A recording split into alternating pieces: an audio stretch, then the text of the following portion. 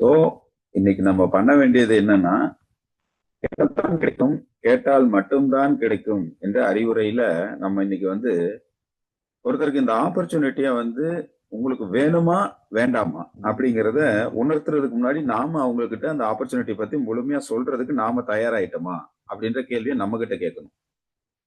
நம்ம கிட்டயே கேட்டுட்டு உண்மையிலே நம்மளால அதை கிளியரா சொல்ல முடியுதா அப்படிங்கிற ஒரு அனுபவ பகிர்வு. மேபி ஒரு 10 கேள்வி நீங்க ஒருத்தர்கிட்ட பேசும்போது ஒரு 10 கேள்வி வருது அப்படின்னா அந்த கேள்விக்கு பதில் நம்மளால சொல்ல முடியுதா, சரியான பதில் கொடுக்க முடியுதா, அதுக்கு ஒரு இன்ஃபர்மேஷனோட அப்டேட் இன்ஃபர்மேஷனோட கொடுக்க முடியுதா அப்படிங்கிறத முதல்ல நம்ம கிட்ட நாமளே என்ன பண்ணணும், கேட்கணும்.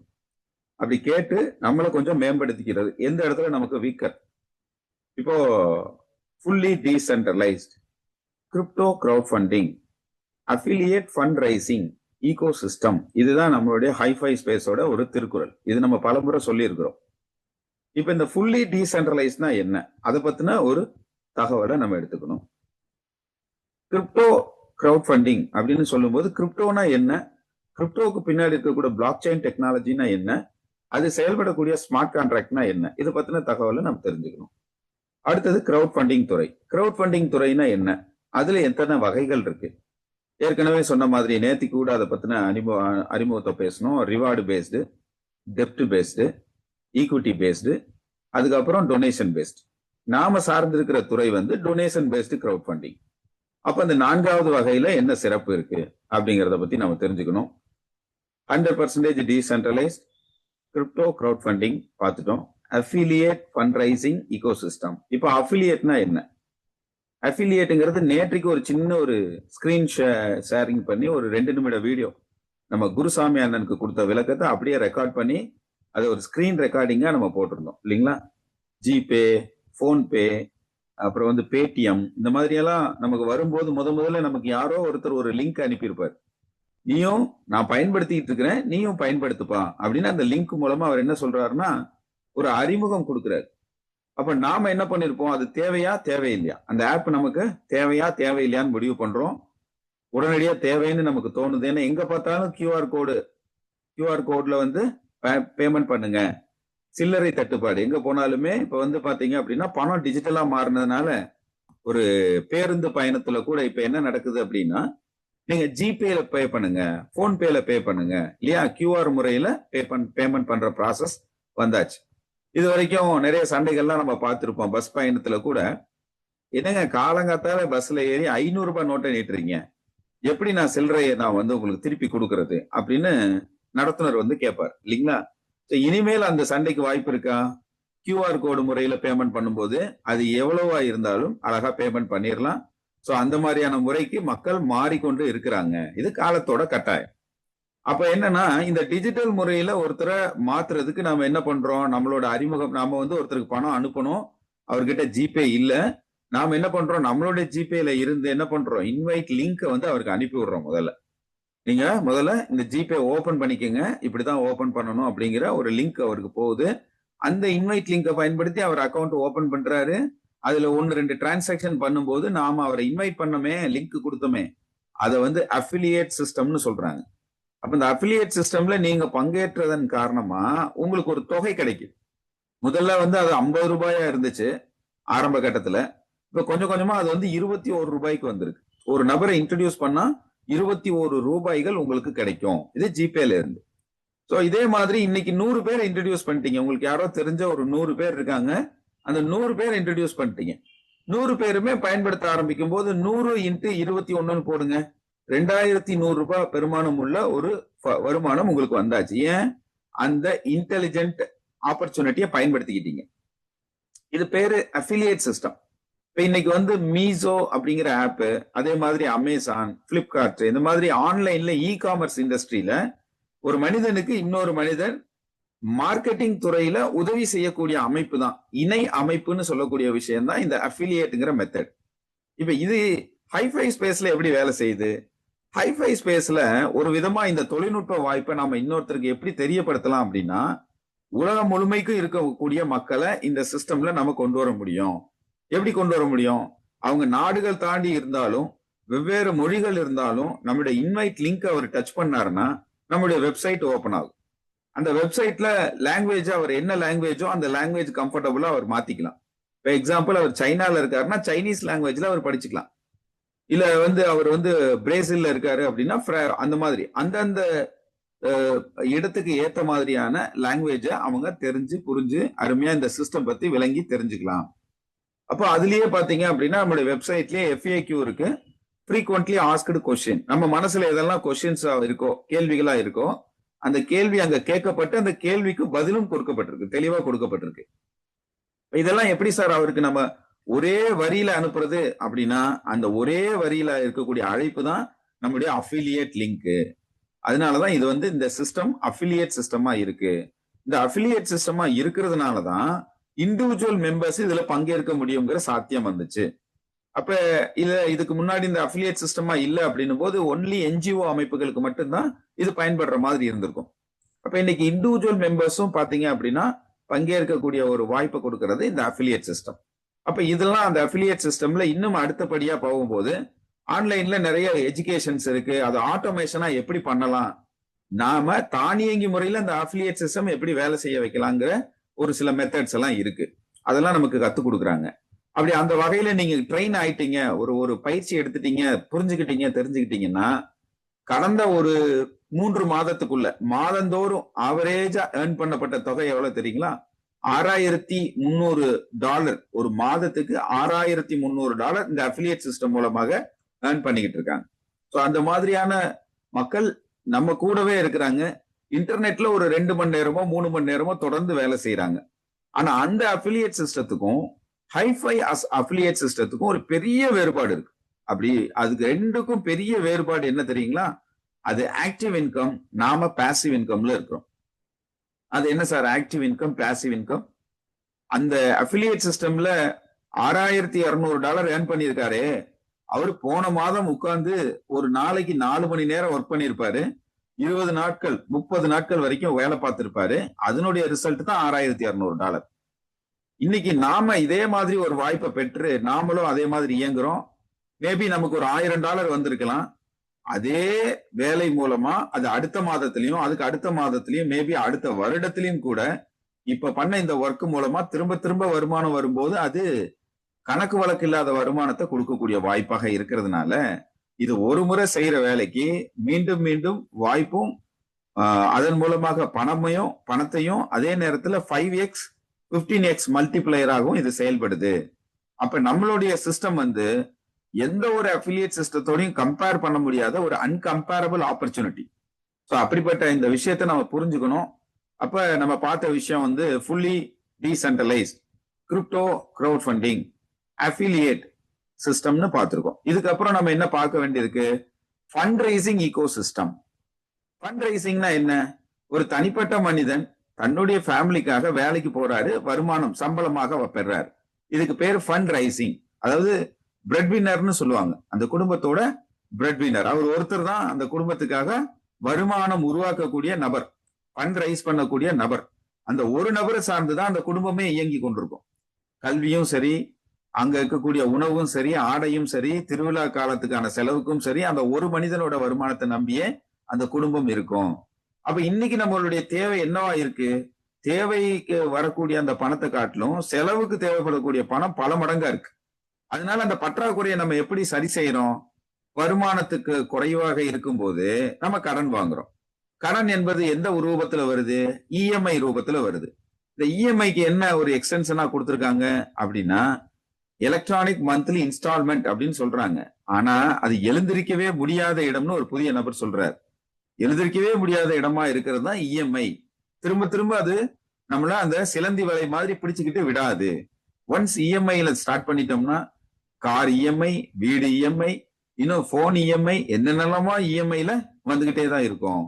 அப்ப இந்த EMI கட்டக்கூடிய நபர்கள் கடன்ல உழண்டுகிட்டு இருக்காங்கல்ல, அவங்களுக்கு முக்கியமா என்ன தேவைன்னா அனதர் சோர்ஸ் ஆஃப் இன்கம்ங்கிறது கண்டிப்பாக வேண்டும். இது யாருக்கெல்லாம் தேவை? அனதர் சோர்ஸ் ஆஃப் இன்கம் 100 நபர்கிட்ட பேசினோம்னா 100 நபர்கள்ட்டையுமே தேவை இருக்கு. 100 நபருமே பணம் தேவை இருக்கிறதுனாலதான் இந்த சமுதாயத்துல ஏதோ ஒரு செயல் செஞ்சுக்கிட்டு இருக்காங்க.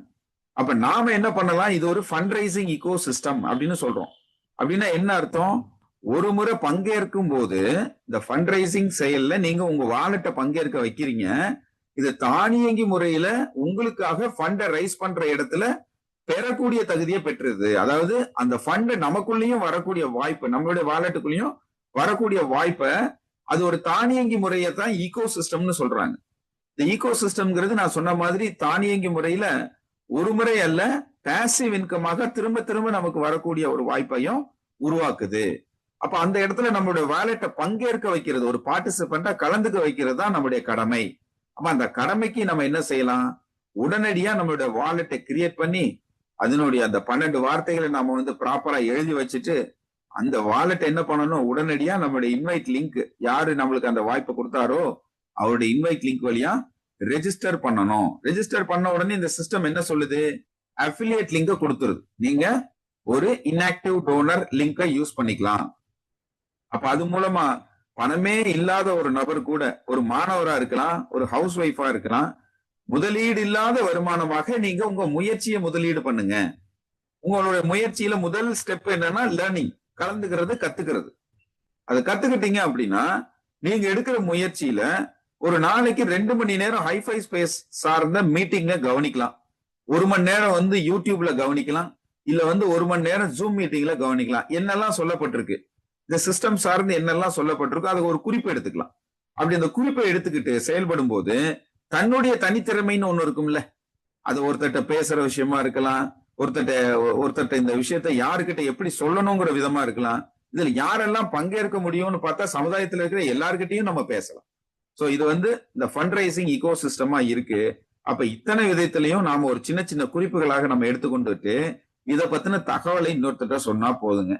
நேற்று ஒரு நபரை நம்ம மீட் பண்ணோம். இன்னைக்குதான் இப்பதான் கொஞ்ச நேரத்துக்கு முன்னாடி குருசாமி என்ன சொல்லிட்டு இருந்தாரு. அவர் வந்து பாத்தீங்கன்னா எம்ஃபில் முடிச்சு பிஹெச்டிக்கான தீசஸ் கொடுத்திருக்கிறாங்க. சோ அந்த அளவுக்கு இருக்கக்கூடிய நபர் வந்து நம்ம முன்னாடி உட்கார்ந்தாருன்னா அவர்கிட்ட என்ன சப்ஜெக்ட் பேசினா அவருக்கு இந்த சிஸ்டம் புரிய வைக்க முடியும், என்ன உதாரணம் சொல்லலாம். அப்ப அந்த வகையில நம்ம யோசிக்கும் போது அவர்கிட்ட ஒரு 10 நிமிஷம் தான் பேசணும். அவர் ஆல்ரெடி கிரிப்டோ நாலேஜ் இருக்கக்கூடிய நபரா இல்லையான்னு டெஸ்ட் வச்சோம். கண்டிப்பா நாலேஜ் இருக்கு, வாலெட் யூஸ் பண்றாரு. உடனடியா இந்த வாலெட் வேணாம், அவர் ட்ரஸ்ட் வாலெட் யூஸ் பண்ணாரு. நாம சேஃப்வேல் வாலெட்டை பத்தி நான் சொன்னோம். எஸ், உடனே வாலெட் கிரியேட் பண்ணப்பட்டது, வாலெட் உடனே ரெஜிஸ்டர் பண்ணப்பட்டது. அவர்கிட்ட வேற வேற கிரிப்டோ வச்சிருந்தாரு, அந்த கிரிப்டோவை நம்ம பாலிகானாக மாத்தணும், யூஎஸ்டிடி பாலிகானா மாத்தணும். சோ உடனடியாக அந்த ஐடி ஆக்டிவேஷன் ஐடியாக மாற்றப்பட்டது. மிஞ்சி போனா ஒரு 1/2 மணி நேரம் ஸ்பெண்ட் பண்ணிருப்போம் அந்த இடத்துல. சோ இதுதான் விஷயம். இப்ப இன்னைக்கு என்ன பண்றோம், நம்ம லேர்ன் பண்ணிக்கிறோம். இன்னைக்கு என்ன தேவை அப்படின்னு பார்க்கும்போது கேட்டால்தான் கிடைக்கும். இதுதான் முதல் அறிவுரையாக இன்னைக்கு நம்ம பார்த்தோம். அடுத்தது, உங்கள் நேரத்திற்கான மரியாதையை நீங்கள் தான் கொடுக்க வேண்டும். நம்ம யாருக்கிட்ட பேசுறோம், எவ்வளவு நேரம் பேசுறோம், எதற்காக அவர்கிட்ட நம்ம பேசுறோம், இந்த 3 காரணமே நம்ம வந்து மைண்ட்ல வச்சுக்கணும். நம்ம பேசுற விஷயங்கள், வார்த்தைகள் முக்கியம். யாருக்கிட்ட என்ன பேசுறோமோ அது அவருக்கு பிரயோஜனமா இருக்கா இல்லையா, அவருக்கு அந்த பிரயோஜனம்ங்கிற விஷயம் வந்து எந்த மாதிரியான ஒரு நன்மை அவருக்கு கொடுக்க போகுது, இந்த விதங்கள்ல நாம வந்து ஒரு முறை நம்ம திங்க் பண்ணிட்டு அவருக்கு என்ன சொன்னா புரியுமோ, அவர் ப்ரொஃபைலுக்கு என்ன சொன்னா புரியுமோ அந்த விஷயத்த நம்ம சொல்ல தயாரா இருக்கணும். 3வது பாத்தீங்கன்னா, மனதளவில் நல்லவனாக செயல்படு, சாமர்த்தியசாலியாகவும் இரு.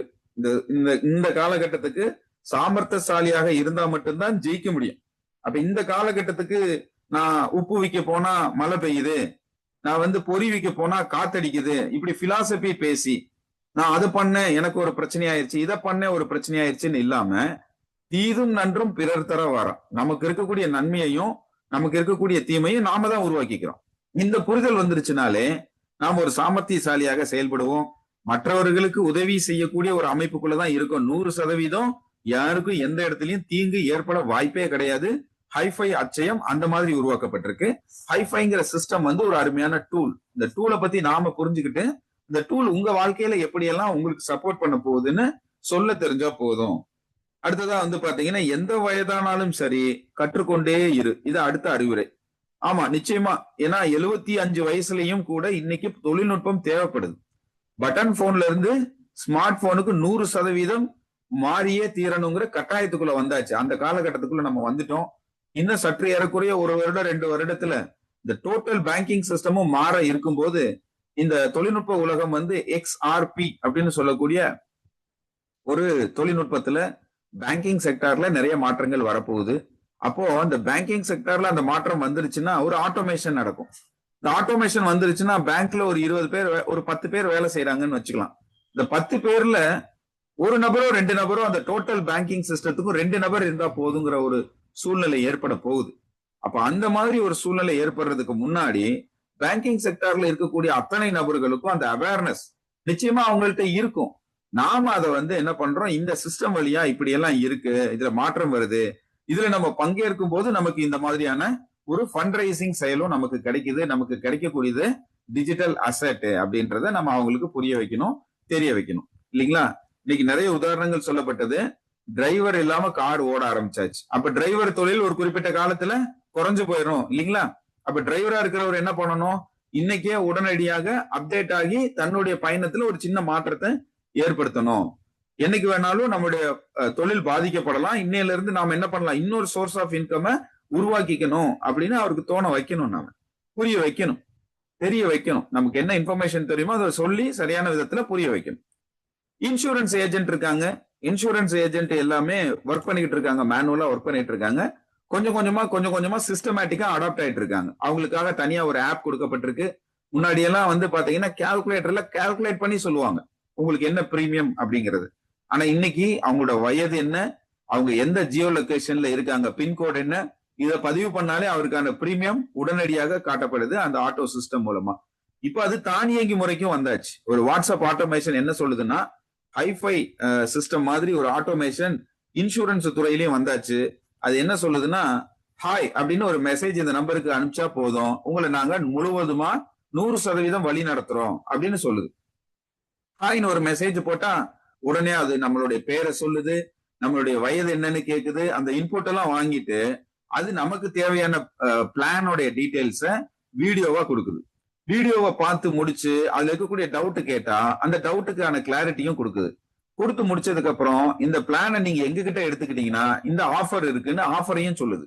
அப்ப நாம என்ன பண்றோம், பக்கத்துல இருக்கிற நண்பர் ஏஜென்ட்டா இருக்கிறாரு, அவர்கிட்ட எந்த ஆஃபருமே சொல்லல, இந்த சிஸ்டம் நமக்கு ஆஃபர் கொடுக்குறேன்னு சொல்லுது. என்ன ஆஃபர்னு கேட்கிறோம். இந்த மாதத்துக்கு 10% உங்களுக்கு டிஸ்கவுண்ட், 100க்கு 10 ரூபாய் குறைவா இருக்கும். அப்ப நம்ம கட்ட வேண்டியது ஒரு 10,000 இருக்கலாம், இல்ல 20,000 இருக்குன்னு வச்சுக்கலாம், 20,000 வச்சுக்கலாம். அப்ப 10% என்னாச்சு, 2,000 ரூபாய் மிச்சம் ஆகுதே.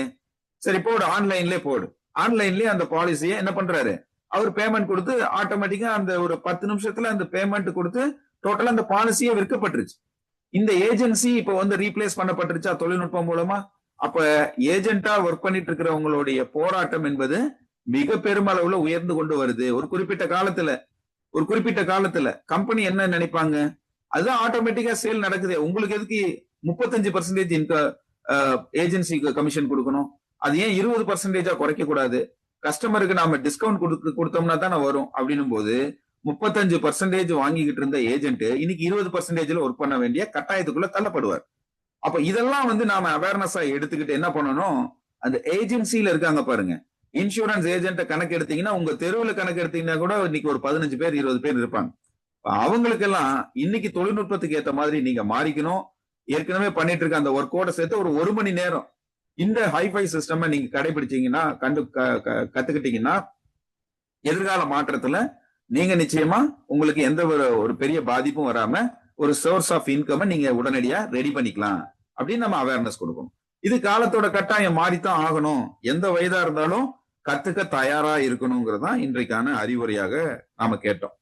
அடுத்தது எல்லோரிடமும் பழகு, ஆனால் எல்லோரிடமும் பகிராதே இல்லைங்களா. சோ எல்லாருக்கிட்டையும் பழகுறது முக்கியம்தான்.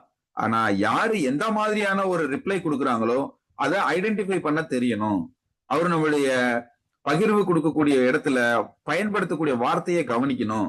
அவர் நம்மளுடைய நல்லது நினைக்கிறாரா இல்ல நம்மளுடைய வேகத்தை தடை பண்றதுக்காக நினைக்கிறாரா, இதெல்லாம் நமக்கு வந்து சைக்காலஜிக்கலா தெரியணும்.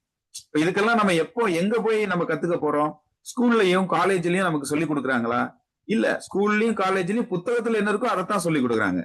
நடைமுறை வாழ்க்கையில நாம படுற அனுபவம் தான் அதுக்கான ஆசிரியர் இல்லைங்களா. அப்ப அனுபவம் வேணும்னா என்ன பண்ணணும், அனுபவம் வேணும்னா செயல்படணும் அப்படின்னா நம்ம 4 பேர்ட்டையாவது பேசணும். பேசினா மட்டும்தான் என்ன நடக்கும், அனுபவம் கிடைக்கும். அனுபவத்துல முதல்ல தோல்வியெல்லாம் கிடைக்கும். அது தோல்வின்னு பார்க்க கூடாது, அது பாடம்னு பார்க்கணும். நம்ம எந்த இடத்துல சறுக்கணும்னு தெரிஞ்சாதான் அடுத்த முறை சறுக்காம நம்மளால அடுத்த கட்டத்துக்கு முன்னேற முடியும் இல்லைங்களா? சோ அடுத்தது, உங்ககிட்ட பேசக்கூடிய எல்லாருமே உங்க வளர்ச்சிக்காக பேசுவாங்க அப்படின்னு நம்ம எதிர்பார்க்கவும் கூடாது. அதனால ஐடென்டிஃபை பண்ண தெரியணும். முதலீடுகள் பற்றியும் பொருளாதாரம் பற்றியும் நாம தெரிஞ்சு கொண்டே இருக்கணும், கத்துக்கொண்டே இருக்கணும். ஏன்னா இன்னைக்கு ஒன் சோர்ஸ் ஆஃப் இன்கம் அப்படிங்கிறது நமக்கு பத்தாது இல்லைங்களா? ஒரு டேபிளுக்கு 4 கால் இருந்தா தான் அது ஸ்டேபிளா நிக்கும் இல்லைங்களா? உறுதியா நிக்கும். இப்ப அதே மாதிரி ஒரு மனிதனுக்கு 4 வகையில இருந்து வருமானம் வரக்கூடிய வாய்ப்பை ஏற்படுத்திக்கலன்னா கடைசி மூச்சு வரைக்கும் வேலைக்கு போக வேண்டிய தேவை இருக்கு இல்லையா? உழைக்க வேண்டிய தேவை இருக்கு. எத்தனையோ ஆர்மி, நேவி, ஏர்போர்ஸ்ல எல்லாம் ஒர்க் பண்ணிட்டு அவ்வளோ ஒரு டிக்னிட்டியோட ஒர்க் பண்ணிட்டு வந்தவங்க இன்னைக்கு ஏடிஎம் வாசல்ல காத்திருக்கிறாங்க, காவலாளியா வேலை பார்க்கறாங்க. நிறைய இடங்கள்ல இன்னுமே அதே யூனிஃபார்மோட இன்னும் ஒர்க் பண்ணிட்டு இருக்காங்க. ஹை டிசிப்ளினோட இந்த உலக மக்களுக்கு தன்னுடைய குடும்பம் தாண்டி இந்த பொது மக்களுக்கும் உதவி செய்யணுங்கிற சேவை மனப்பான்மையில இருக்கிறவங்க இன்னைக்கு ஏடிஎம்ல பக்கத்துல இருக்க யாரு கூடயும் பேசக்கூட வாய்ப்பு இல்லாம இருக்கிறாங்க. சோ அந்த மாதிரி நபர்களுக்கு ஏன் நம்ம வாய்ப்பு கொடுக்க கூடாது? கண்டிப்பா நம்ம கொடுக்கலாம் தானே. சோ நமக்கு நம்மளுடைய ப்ராஸ்பெக்ட்ல அந்த மாதிரி நபர்களுக்கு எல்லாம் வாய்ப்பு கொடுக்கணும். முதலீடுகள் அப்படிங்கிற ஒரு விஷயத்த பத்தி அவங்களுக்கு எல்லாம் அவேர்னஸ் கொடுக்கணும். இன்னைக்கு நம்ம ஒரு குவாட்ரண்ட் ஆஃப் பீப்புள் அப்படின்னு நம்ம பார்க்கும்போது 4 குவாட்ரண்ட்ல பொருளாதார வகையில பிரிக்கிறாங்க மக்களை. ஒரு பக்கம் இருக்கிறவங்க தொழிலாளர்களும் தன்னுடைய தனித்திறமையை பயன்படுத்தி சொந்த தொழில் செய்யறவங்களும் ஒரு பக்கம். இவங்க என்ன பண்றாங்க? 95% தன்னுடைய நேரத்தை பணமா மாத்துறாங்க. தன்னுடைய நேரத்தை பணமா மாற்றும் போது 95% நேரத்தை என்ன பண்றாங்க? உழைப்பாக போடுறாங்க. அந்த உழைப்பு மூலமா 5% பணத்தை சம்பாதிக்கிறாங்க. இன்னொரு சைட் ஆஃப் பீப்புள் பாத்தீங்க அப்படின்னா பிசினஸ்மேன், இன்வெஸ்டர். இப்ப இவங்களுக்கு 2 லிவரேஜ் சப்போர்ட் பண்ணுது. இந்த லிவரேஜை பத்தி அவங்க நல்லா தெரிஞ்சவங்களா புரிஞ்சவங்களா இருக்கிறாங்க. அவங்க செயல்படுறது வெறும் 5% நேரம் தான். ஆனா கிடைக்கக்கூடிய ரெவன்யூ பாத்தீங்கன்னா 95% ரெவன்யூ அவங்களுக்கு உருவாகுது. இதுக்கு என்ன சார் காரணம்? என்ன காரணம்னா நேரத்தை மல்டிப்ளை பண்றாங்க. இந்த நேரத்தை எப்படி மல்டிப்ளை பண்ண முடியும்? நேரத்தை மல்டிப்ளை பண்ணணும்னா கம்யூனிட்டி பில்டிங் யாருக்கு பண்ண தெரியுதோ அவங்களுக்கு தான் நேரத்தை மல்டிப்ளை பண்ணக்கூடிய வாய்ப்பு இருக்கு. அது என்ன சார் கம்யூனிட்டி பில்டிங்? கம்யூனிட்டி பில்டிங்னா வேற ஒண்ணும் இல்ல, டீமை பில்டு பண்றது. நம்மளை போல ஒத்த சிந்தனை கொண்டவங்களை, நம்மளை போல வாழ்க்கையில முன்னேற துடிக்கக்கூடிய எண்ணங்கள் உடையவங்களை, அவங்க சின்ன வயசோ பெரிய வயசோ ஆணோ பெண்ணோ அதெல்லாம் முக்கியம் இல்ல, அவங்களுக்கு முன்னேறதுக்கான முயற்சி இருக்குதா, அவங்களுக்கு கத்துக்கக்கூடிய எண்ணம் இருக்குதா, நாம சொல்றத அவங்க முழுமையா கவனிச்சு நம்மளோட சேர்ந்து டிராவல் பண்ணுவாங்களா, இவ்வளவுதான். இந்த 3 விஷயத்தையும் கவனிச்சு அவங்களோட பேசி அவங்கள நம்மளோட அணியில இணைச்சுக்கிட்டா நாமளும் என்னவா மாறிடுறோம்? டைம் லிவரேஜ் பண்ணக்கூடிய நபரா மாறிடுறோம். ஒரு உதாரணம் சொல்லட்டுமா? எலான் மஸ்க், அவர் எவ்வளவு பெரிய திறமைசாலி, மிகப்பெரிய திறமைசாலி அப்படின்னு நினைச்சா அது தப்பு இல்லைங்களா? அவர் திறமை இருக்கோ இல்லையோ, திறமை வாய்ந்த பல நபர்களை தன்னுடைய டீம்ல தன்னுடைய அணியில இணைச்சுக்கிட்ட விதமா தான் அவர் இன்னைக்கு விட்லாச்சாரியா படம்னு சொல்லுவாங்கல்ல, மாயாஜால படம், அந்த மாதிரி தன்னுடைய வாழ்க்கையில ஒரு 20 வருடங்கள மிகப்பெரிய உச்சத்தை தொட்டிருக்காரு. அதுக்கு முதல் காரணம் என்ன? திறமைசாலிகளை தன்னுடைய அணியில இணைச்சுக்கிட்டு எது சாத்தியமற்றதாக இருந்ததோ அதை சாத்தியம் உள்ளதாக தொழில்நுட்பத்தோட அதை சாத்தியப்படுத்தி இருக்கிறாரு. இன்னைக்கு உலகத்துல நம்பர் 1 பணக்காரராக மனித சமுதாயத்துல வாழ்ந்து வந்திருக்கிற மனித இனத்திலேயே மிகப்பெரிய, அதாவது $1/2 ட்ரில்லியன் வருமானத்தை உருவாக்கி இருக்கிறார். $1/2 ட்ரில்லியன் டாலருக்கு இணையான வருமானத்தை உருவாக்கி மிகப்பெரிய உச்சம் தொட்டிருக்கார். 2வது லெவல்ல இருக்கிறவர் கிட்டத்தட்ட 5 மடங்கு கீழே இருக்கிறாரு. அவரு காட்டிலும் 5 மடங்கு கீழே இருக்கிறாரு.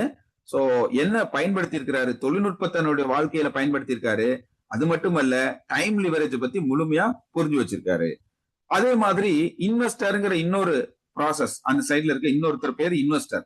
இவர் என்ன பண்ணுவாரு? பிசினஸ் மேனா இருந்து சம்பாதிக்கிற பணத்தை ஒரு குறிப்பிட்ட நேரத்துக்கு அப்புறமா அந்த பணத்தை வேலைக்காரனா மாத்திடுவார். பணத்தை வேலைக்காரனா மாத்திடுவார். அந்த வேலை செய்யக்கூடிய பணம் என்ன பண்ணும்? தன்னுடைய பங்குக்கு தானியங்கி முறையில அது பணத்தை உருவாக்கிக்கிட்டே இருக்கும். அப்போ மனிதன் அந்த டைம் லிவரேஜோட மணி லிவரேஜையும் பயன்படுத்தும் போது எக்ஸ்போனன்ஷியலா growth, நான் சொன்ன மாதிரி எலான் மஸ்க் வாழ்க்கையில என்ன நடந்ததோ அதே மாதிரி எவ்ரி இண்டிவிஜுவலுக்கும் அந்த வாய்ப்பு உருவாகும். இப்ப நம்ம பேசின time leverage and money leverage ரெண்டுமே நம்ம ஹைஃபை சிஸ்டம்ல இருக்கு. 5x மல்டிப்ளையர், 15x மல்டிப்ளையர், இது ரெண்டும் நம்மளுடைய பிளான்குள்ள இருக்கு. சோ திட்ட விளக்கத்தை எத்தனையோ முறை கேட்டிருந்தாலும் இந்த 51 பேஜ் பிடிஎஃப்ல ஒரு விளக்கம் இருக்கு பாருங்க. அந்த விளக்கத்தை முழுமையா தெரிஞ்சுக்கிறதுக்கும் புரிஞ்சுக்கிறதுக்கும் முயற்சி பண்ணா, அல்லது முயற்சி பண்றவங்களை நம்மளோட இணைச்சுக்கிட்டா மிகப்பெரிய வெற்றியை நம்ம பார்க்க முடியும். இன்னைக்கு விஜயலட்சுமி அம்மா அவங்களுக்கு 75 வயசு 73 மேல இருக்குது அப்படின்னாலும் அவங்க தன்னுடைய அணியில 25ல இருந்து 35க்குள்ள இருக்கக்கூடிய இளைஞர்களை, வாழ்க்கையில ஏதாவது சாதிக்கணுங்கிற இளைஞர்களை அல்லது இளைஞர்களை தன்னுடைய அணியில இணைச்சுக்கிட்டாங்க. ஒரு 10 பேர் அந்த மாதிரி ஒர்க் பண்ண ஆரம்பிச்சுட்டாங்க அவங்க அணியிலன்னா, அவங்க தானியங்கி முறையில வர்ற வருமானத்தை மட்டுமே பார்த்துக்கிட்டு இருக்கலாம் இல்லையா? இன்னைக்கு வந்து அந்த 10 பேர் எங்க இருக்கிறாங்களோ அவங்க கிட்ட அவங்க பேசவே வேண்டியது இல்லை. அவங்க யாருகிட்ட பேச வச்சா, யாருகிட்ட வந்து அவங்கள இணைப்பு கொடுத்தா பெரிய அளவுல அவங்களுக்கு புரிதல் கிடைக்குமோ அப்படி முயற்சி பண்ணாலே போதும். ஒரு ஸ்மார்ட்டான திங்கிங் இருந்தா போதும். இதுதான் இன்றைக்கான நம்முடைய பகிர்வு. 6:33 இருக்கிறோம். அப்ப நம்ம வந்து என்ன பண்ண வேண்டியது இருக்கு அப்படின்னா, மாற்றங்களை கண்டு பயப்படாதீர்கள், எல்லா மாற்றங்களும் நன்மையே செய்யும் என்பதை நாம முதல்ல என்ன பண்ணணும், பிலீவ் பண்ணணும். என்ன பண்ணணும், நம்பிக்கைப்படணும். ஏதோ ஒரு மாற்றம் வருது, அந்த மாற்றம் என்பது நாம எப்பவோ எங்கேயோ வச்ச நம்முடைய கோரிக்கை, நம்ம கடவுள்கிட்ட வச்சிருக்கிற கோரிக்கை. அந்த கோரிக்கையை வந்து நிறைவேற்றுறதுக்கு கடவுளே இறங்கி வரமாட்டார், சக மனிதன் மூலமா அந்த வாய்ப்பை கொடுத்திருப்பார். அந்த வாய்ப்பை நாம எடுத்துக்கிறதும் புறந்தல்றதும் நம்முடைய ஒரு செயல்பாட்டா இருக்கு. ஒரு அருமையான ஒரு கதை உண்டு. அந்த கதை என்ன சொல்லுதுன்னா, ஒரு ஊர்ல வந்து பெரிய வெள்ளம் வருது. பெரிய வந்து வெள்ளத்துல சிக்கி அந்த ஊர்ல ஆடு மாடு கோழியில இருந்து மனிதர்கள்ல இருந்து மரம் மட்டையில இருந்து எல்லாம் அடிச்சுட்டு போகுது. அப்போ ஒரு புரோகித ஒரு ஒரு எப்படி சொல்லலாம், ஒரு பெரிய பக்திமான், அவரு கடவுளை ரொம்ப நம்புறவர். கடவுள் தான் எல்லாமே அவருக்கு கொடுக்குறாருன்னு நம்புறாரு. அந்த கடவுள் என்ன காப்பாத்த வருவாரு அப்படின்னு திடமான நம்பிக்கையில இருக்கிறார். அப்ப அவர் வழியா வரும்போது பல முறை அவருக்கான உதவிகள் அனுப்பப்படுறத அவர் வந்து என்ன பண்றாரு, கடவுள் நேரடியா வந்து எனக்கு உதவி செய்வாருன்னு காத்திருக்கிறாரு. ஆனால் அந்த இடத்துல அவர் இறந்து போய் அவர் வந்து கடவுளை போய் சந்திக்கிறார். இறந்ததுக்கு அப்புறம் கடவுளை சந்திக்கிறார். உன்னை எவ்வளவு நம்பினேன், என்னை கை விட்டுட்டியே அப்படின்னு கோச்சுக்கிறார். அப்ப கடவுள் சொல்றாரு, உனக்கு இந்த வாய்ப்பு பல முறை வழங்கப்பட்டது. முதல்ல உன்னை தாண்டி போகும்போது ஒரு மனிதன் படகோட போனா அதை நீ அவாய்டு பண்ண, உன்னை கூப்பிட்டா அவனை நீ அவாய்ட் பண்ண. இன்னொரு நபர் வந்தா அந்த நபர் மரக்கட்டையை பிடிச்சிட்டு வந்தான், அந்த மரக்கட்டையிலயாவது நீ தப்பிச்சிருக்கலாம், அந்த வாய்ப்பையும் நீ புறந்தல்னு. இது மாதிரி இன்னைக்கு இந்த கதையில வந்து அந்த கேரக்டர் மாதிரி நமக்கு பல நண்பர்கள் வந்து, ஐயா இந்த பிளான்ல நீங்க உள்ள வந்தீங்கன்னா இந்த மாதிரி நன்மை நடக்கும். ஏங்க இதை நான் போன வருஷமே கேட்டேங்க, கண்ணன் சார் இதை வந்து போன வருஷமே என்கிட்ட சொன்னாரு. அதுல என்ன இருக்கு, ஒரு வருஷத்துக்கு முன்னாடி சொல்லியும் முடிவு எடுக்கலையே, இன்னைக்கு வரைக்கும் கேட்டுக்கிட்டே தானே இருக்கிறாரு.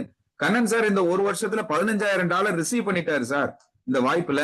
இது வந்து என்ன சொல்றது, இது வந்து ஒர்க்கிங் கான்செப்ட் சார். நீங்க எங்க போனாலும் பணத்தை இழந்துட்டு வர்றீங்களே, அதுல என்ன பெருமை இருக்கு? நாங்க வந்து $1000 வேலை செய்யறோம், ஒரு ஐடி எடுத்தா $1000 உள்ள வரும், இதுல என்ன பெருமை இருக்கு? எவ்வளவு சம்பாதிச்சீங்க, அந்த ரிசல்ட் தானே பேசும். அங்க போய் $1000 போட்டீங்க, ரைட், எவ்வளவு வந்திருக்குது வெளியில பார்க்கும்போது மைனஸ்ல இருக்கு. இன்னைக்கும் எத்தனை இடம் டிராவல் பண்ணிருக்கோம், 2 மாசத்துக்கு ஒரு கான்செப்ட், 3வது மாசம் அதை பத்தி பேச வேண்டாம் சார், அது சரியில்லை, அவன் நம்மளை ஏமாத்துறதுக்காகவே வந்திருக்கான் அப்படின்னு அவர்கிட்ட இருந்து ரிப்ளை. சார் இதைத்தானே 2 மாசத்துக்கு முன்னாடி நான் சொன்னேன். அப்பவே ஏன் கேட்கல? அவர் கடவுள் வருவாருன்னு நம்பினார். கடவுள் எப்படியாவது வருவாரு, ஒரு சூப்பர்மேன் மாதிரி வருவாரு, ஒரு ஸ்பைடர் மேன் மாதிரி நூல் விட்டு காப்பாத்துவாரு அப்படின்லாம் நம்புறாங்க. அப்படி அல்ல, சக மனிதனை முதல்ல நம்பணும். இந்த நம்பிக்கை தான் வாழ்க்கை. நாளைக்கு காலையில உயிரோட எந்திரிச்சிருவோங்கிற நம்பிக்கையோட தான் இன்னைக்கு தூங்க போறோம் இல்லைங்களா? சோ அந்த மாதிரியான ஒரு நம்பிக்கையில நம்மளுடைய அந்த நம்பிக்கை தான் முதல் தகுதியை கொடுக்குது, நல்ல எண்ணத்தை உருவாக்குது. அந்த எண்ணம் தான் சொல்லா மாறுது, அந்த சொல் தான் செயலா மாறுது, செயல் தான் பழக்க வழக்கமா மாறுது, பழக்க வழக்கம் தான் வாழ்க்கையா மாறுது. அதனால நம்பிக்கைங்கிற முதல் அச்சாணியை நம்ம என்னைக்கு நம்ம கையில எடுக்கிறோமோ அன்னைக்கு நமக்கு வந்து ஒரு பெரிய மாற்றம் காத்திருக்கு. மாற்றம் வரும்போது அந்த மாற்றத்தை நம்ம என்ன பண்ணணும், கைகூப்பி வரவேற்கணும் என்று சொல்லி இன்றைக்கு இந்த நிகழ்ச்சியில நம்மளுடைய இந்த பங்கு, இந்த கடைசியா வந்து பார்த்த ஒரு 1/2 மணி நேரம் நிச்சயமா பயனுள்ளதாக இருந்திருக்கும்னு நம்புறோம். நன்றி நன்றி நன்றி.